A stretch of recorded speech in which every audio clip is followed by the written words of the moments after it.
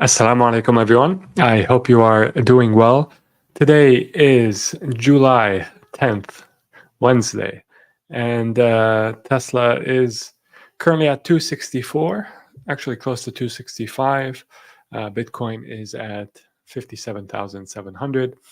And today we're going to talk about perhaps some similarities with 2021 and similarities in the markets between now and 2021, and whether or not we should be concerned about a crash coming soon, as we experienced in 2021 and 2022 when we had a bear market. So I think people who are following this channel know my position on this matter and how I am bullish.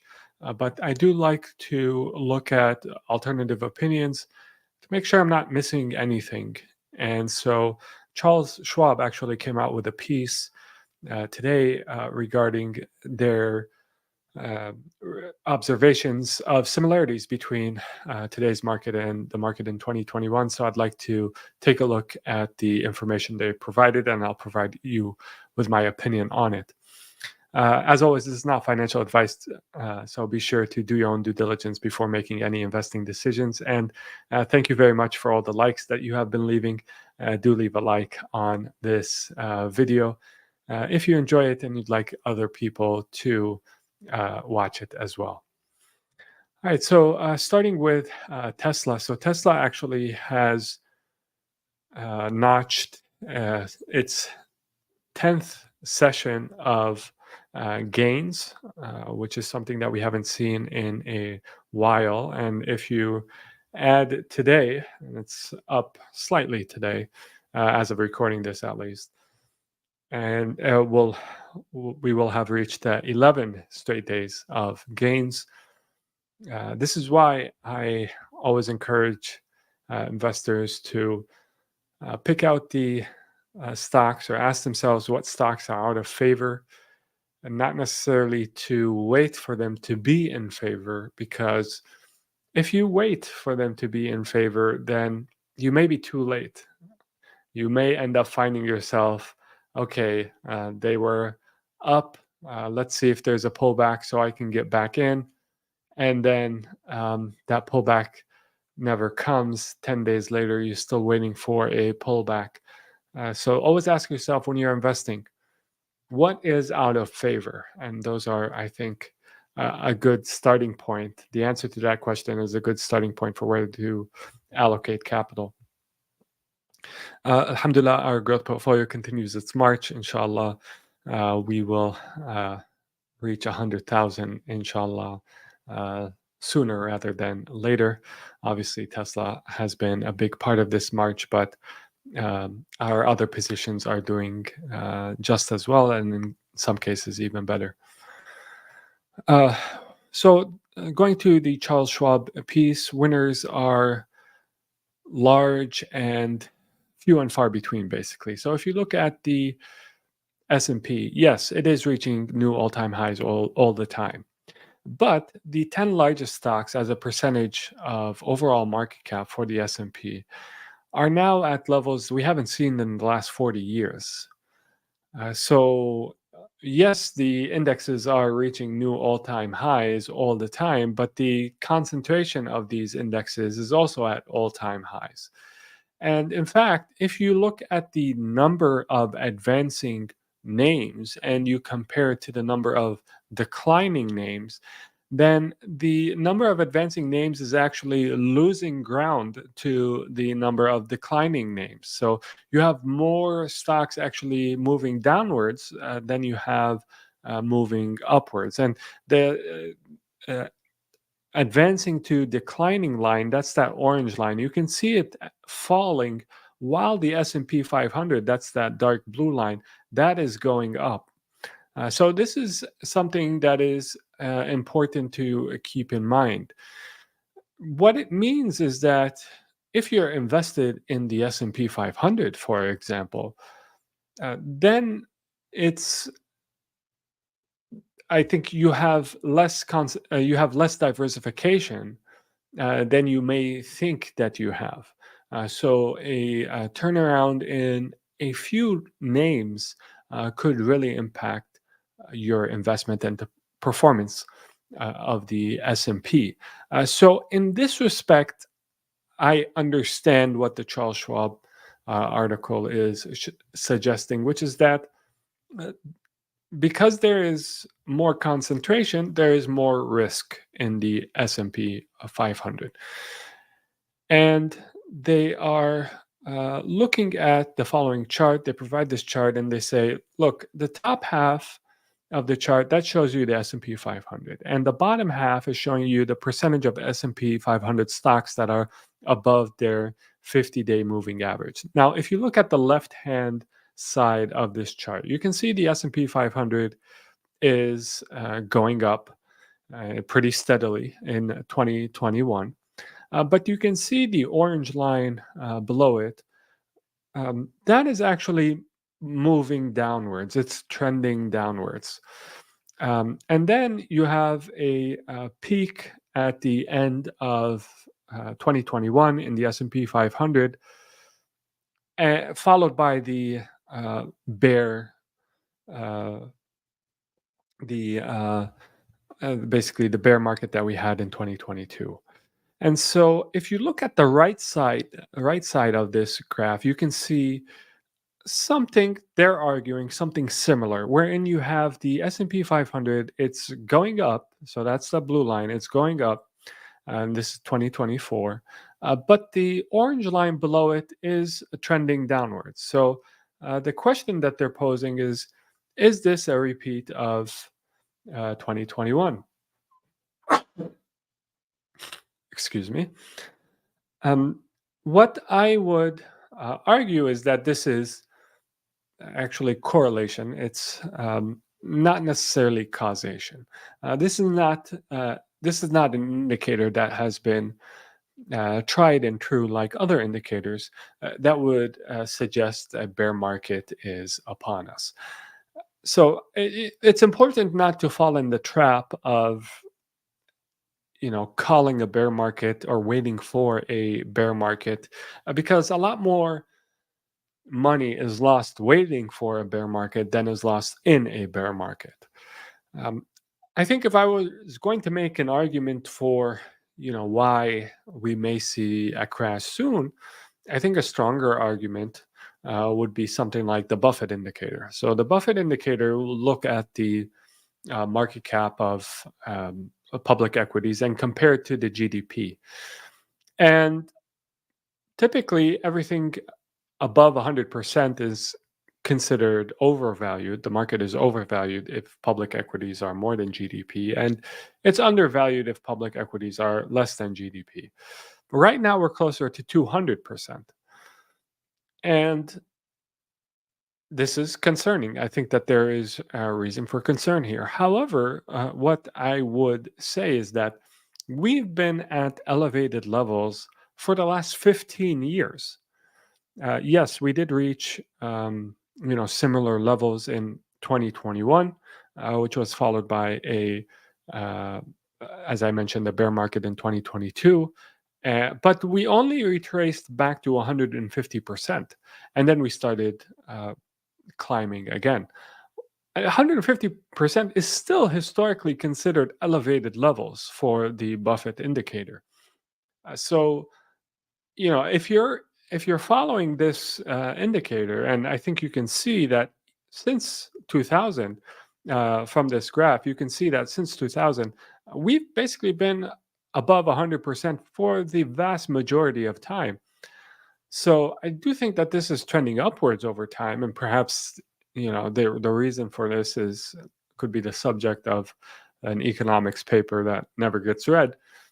But if you're what this chart does tell us is that if you're just relying on this, then you're going to miss a lot. If you're relying on the a traditional assumption that everything above 100% is overvalued, then you're going to miss out.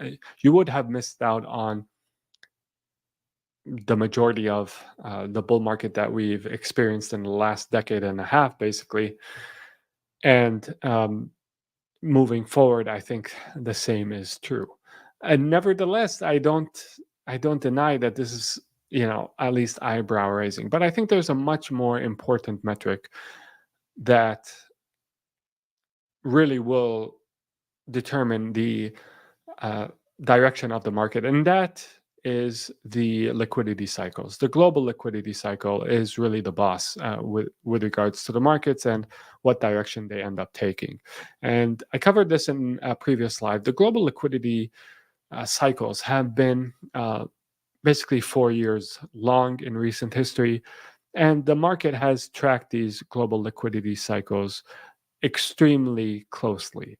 And you can see in 2022, global liquidity was contracting and the market contracted. But now we are at a point in the cycle where liquidity is set to increase, and it's actually not set to peak until 2025, actually, the second half of 2025. And some are saying even into 2026. This remains to be seen. We'll obviously be keeping a close eye on it.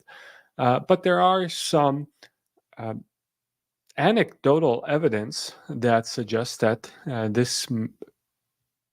this corresponds with um, what we can expect in the near term future. For example, you have U.S. money market fund assets are now above the $6 trillion mark. So, in other words, there's $6 trillion in money that is outside of equities. It's sitting on the sidelines. And what would move them back into equities is if the interest rates fell, and this is what we are expecting. So inflation has been cooling. If you look at whether it's core CPI or CPI, it is headed in the right direction, albeit still above the 2% target that the Fed has set, but it is headed in the right direction. I do think that there is reason for optimism that it will continue heading in the right direction in the second half of this year. After all, the hotter than expected inflation prints that we got in the first half of this year were largely concentrated in two sectors, insurance and housing. And I think insurance will come down, and so will housing. Now, it's not going to be linear in its progression downwards. We may have some bumps along the way. Tomorrow's inflation reading will be extremely important. So I'll be, following that very closely. However, I think the trend, nonetheless, regardless of tomorrow's number, the trend nonetheless is downwards, and this is what the market is banking on. And if you look at what the market is pricing in terms of probabilities of a rate cut, which supports the our understanding of where we are in the liquidity cycle, the probability of rate cut is actually close to 75% in September.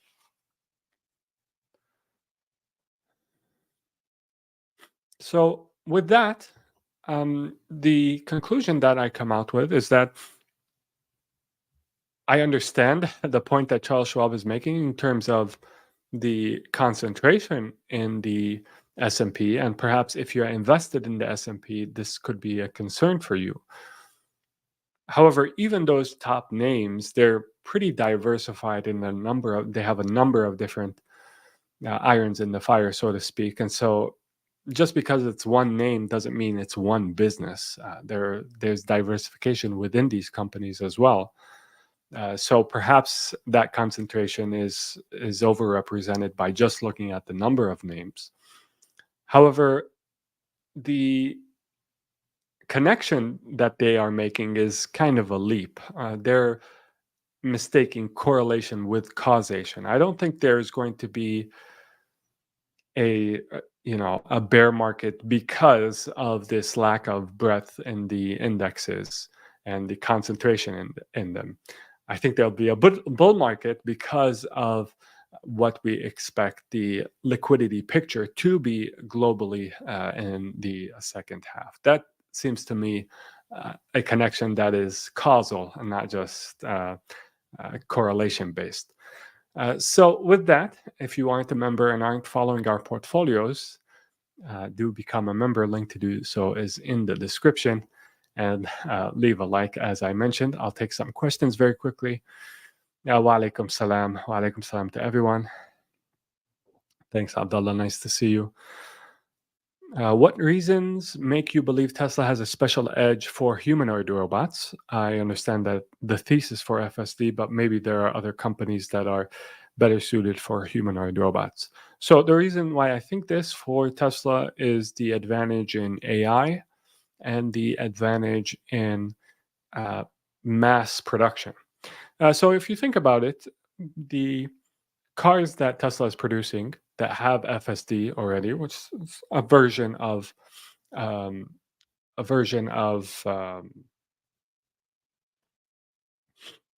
sorry, I went off screen there too because uh, um, I have a runny nose, so no reason for you guys to have to see that. But uh, the so the cars that they have are essentially robots with wheels. They have AI. They have mass production of these robots with wheels already. So what we're talking about here with humanoid robots is just an adjustment so that their AI is now tailored for a different looking machine, but it's a machine nonetheless, and they have mass production in place on a scale that no other company has. So it's one thing to build a prototype, it's another thing to build something in mass, and Tesla has experience doing this. And well, the next question says Boston Robotics arguably has way better tech, but not able to mass produce like Tesla could. Exactly, exactly. And I think that the way better tech, that is only a function of Boston Robotics has, or Dynamics, I believe, has been in this business for a very long time. They make cool YouTube videos. You see prototypes of the next, their next most advanced prototype all the time. But they've been doing this for a long time. Tesla has really only gotten started with its robotics project, and I think that gap is going to uh, narrow, and they'll eclipse them very soon. In fact, Elon Musk teased in the last 24 hours that they have a new design for their humanoid robots, which will come out in the second half of 2024. Are you considering AI stocks to add to the portfolio? Yes, I am. And it would be great if we could find an AI stock that was suitable for a small cap portfolio, which we are building right now. Assalamu alaikum, Arkan. Wa alaikum salam, Wilson. Nice to see you. Do you think ETH is good for a quick swing trade until its ETFs are live within a couple of weeks? It's tough to say, Wilson, because it's tough to gauge how much is already built into the price right now. What I can tell you, though, is that crypto generally, I kind of covered this yesterday, it's in fear territory. So crypto generally, I think, will do better in the coming weeks than it has been because it already has fallen a considerable amount. But for ETH specifically, I mean, we know that the ETFs are coming. The bounce came when the approval happened, but we know that the ETFs are coming. So it's hard to gauge how much is priced in versus not. Hani says, Assalamu alaikum, alaikum salam. In terms of AI companies, any hope of iRobot company to catch up? I bought its high when it was in its 60s and now below $10. Yeah, iRobot has been quite a disappointment. They had so much potential in terms of what they could have been, and then they just didn't follow up. Needless to say, I'm glad I sold when I sold, years ago now. But it, I think there are faster horses in the race. I haven't really seen proof of competence by management yet.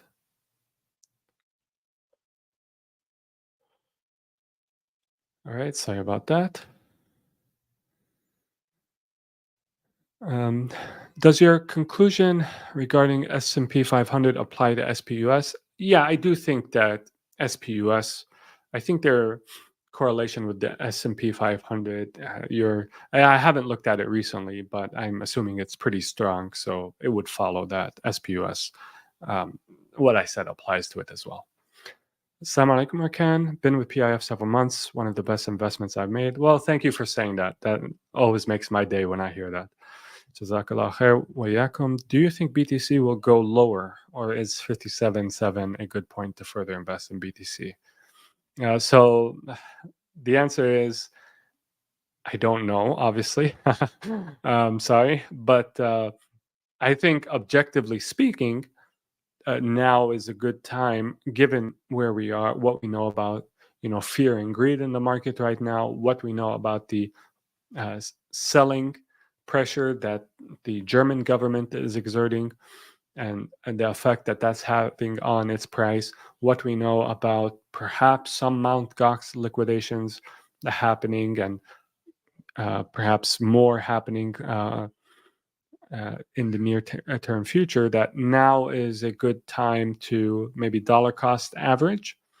So buy regularly, or if you want to deploy a certain amount, um, maybe divide it into a few different chunks and just buy um, over the next 2 to 3 weeks.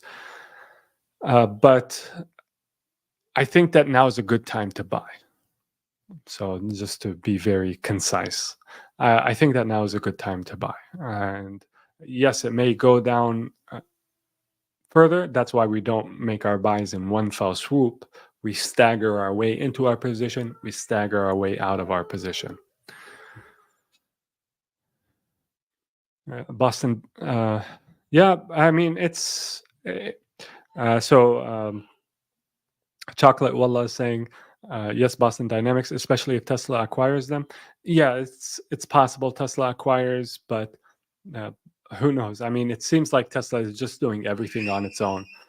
Recently, it was in Elon Musk was in talks with Oracle to set up servers for XAI, and they just decided, Elon Musk decided that it was going to take Oracle too long to set up the servers that they needed, so they're just going to bring everything in house. So really, the bias for Elon Musk-led companies is vertical integration as much as possible. I work for a Fortune 500 tech company, and indeed, it and other tech companies are pouring money into AI right now. All my older projects got canceled due to funding issues. Yeah, I mean, this, I think we may be at like a 1995, 1996 internet moment with AI. Like, we're in the beginning stages, and perhaps we reach, euphoria over the next few years. But I do believe that we have runway still for this AI play, and it'll make a lot of people a lot of money. Assalamu alaikum again. Generally speaking, what are the plans for the crypto portfolio after this bull run? Potentially moving everything to BTC or a complete sell-off to stocks? Yeah, it's a good question.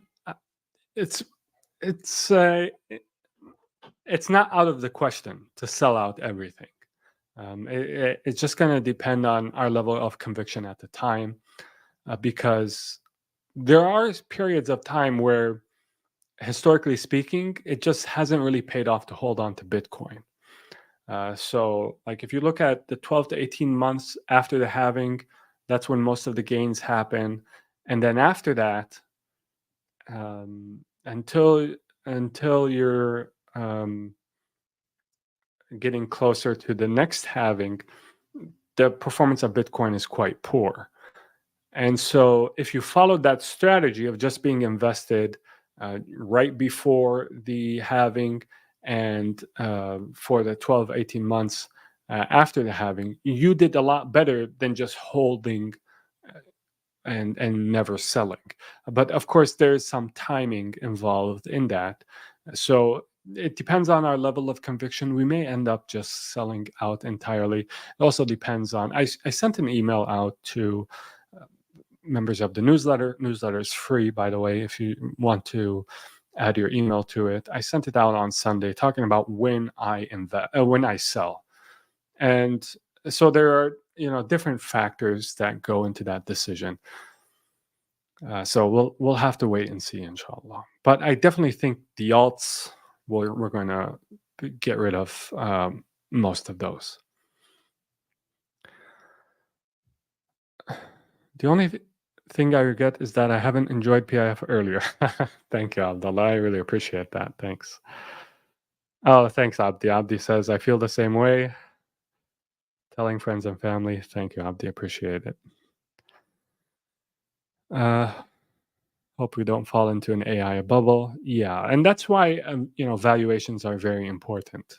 Keeping an eye on valuations, keep an eye on our watch list, our buy and sell prices. That's extremely important. So thankful for finding and joining PIF. Jazakumullah khair. Wow, this is turning into a great ad for PIF. I really appreciate it, guys. I really do. Wa yakum, inshallah. Chocolate Willa says, I just don't see how it can be, brother. My sister team let go of 75% of their workers, but productivity hasn't dropped. Mostly software engineers using Microsoft Copilot as their AI. Yeah, a lot of jobs in the future are going to be different than the jobs of today. That is for sure. And I think one of the most important jobs of the future, which is one of the most important jobs historically, is the job of being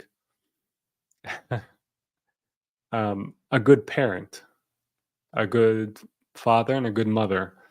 And I think that is something that you will never be able to outsource. I think governments around the world should consider um, cutting a salary to stay-at-home moms. I think that would be, a great idea. It is a career. They should have. I don't see why they shouldn't have like a salary and you know retirement benefits and just encourage them to stay at home. I think this should be a government policy, and this is something that I think would solve a lot of things because um, a lot of problems in society can be traced back to parents that are absent and having incentives for parents to fill their roles, I think, is extremely beneficial. Money well spent. All right. All right. Thank you all. Yeah, everyone watching, please drop a like. Thank you all. I really appreciate it. Alhamdulillah. Good vibes only in our community. This is a big blessing. I really appreciate it. Thank you all for tuning in. Until next time, make sure to take care of yourself. Assalamu alaikum and peace be upon you all.